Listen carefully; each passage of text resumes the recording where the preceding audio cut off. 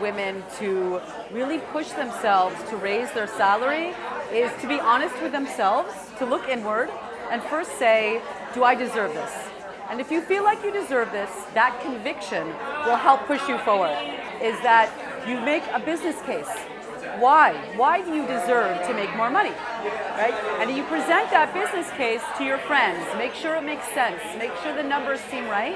And then eventually, with that sense of conviction, knowing that you deserve it, and having the numbers to support your argument, you go into your director, your manager, and you ask for that money. I'm a big believer that women and men can definitely coexist, and in fact, they work better together. So, of course, women need to stand up for themselves. Of course, women should have the confidence as women to do what they want to do. But that doesn't mean that they have to alienate men. Not at all. I think men and women together will create a much better result.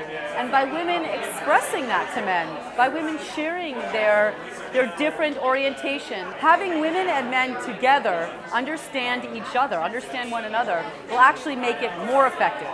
So I don't think women should be presenting themselves as victims, that men are doing bad things.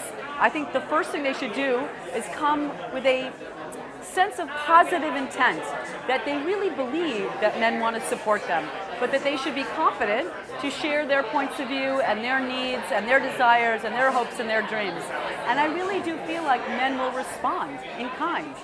You know, there's going to be some friction, there may be some differences of opinion, but that's okay as long as we all discuss it together. There are so many different types of men and so many different types of women, and what allows for amazing creativity is when you have the confluence of all these different points of view. So even just by putting women into the conversation, into a creative conversation, you're already going to have different points of view, and that's going to allow for different ideas to crop up. So it's not necessarily, women are better than men, but when you have different ways of thinking, different ways of approaching the world, you're inevitably going to have very interesting ideas that come up. Now the other thing is that women learn different ways of experiencing the world, expressing themselves, maybe even at home. Like maybe they are taught to cook at home. Well, they can bring that sense of creativity to other worlds. They can express that and try to reorient some of the creative things they've learned in these other worlds that maybe men didn't venture into, and adapt it to these new worlds of business where a different type of creativity is necessary. It's not easy. It's not easy sometimes for women, especially in a male-dominated culture, to have a voice, to have a strong voice.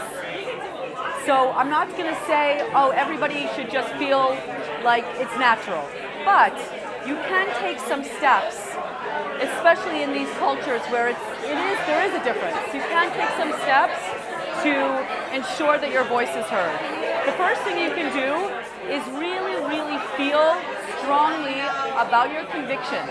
When people feel strongly about what they believe, what they say is so much easier to articulate, and more people will believe you. If you feel a little wishy-washy, if you're not sure about how you feel, it's harder to stand up for yourself and really break through. The other thing I would do is look for other people who could support you.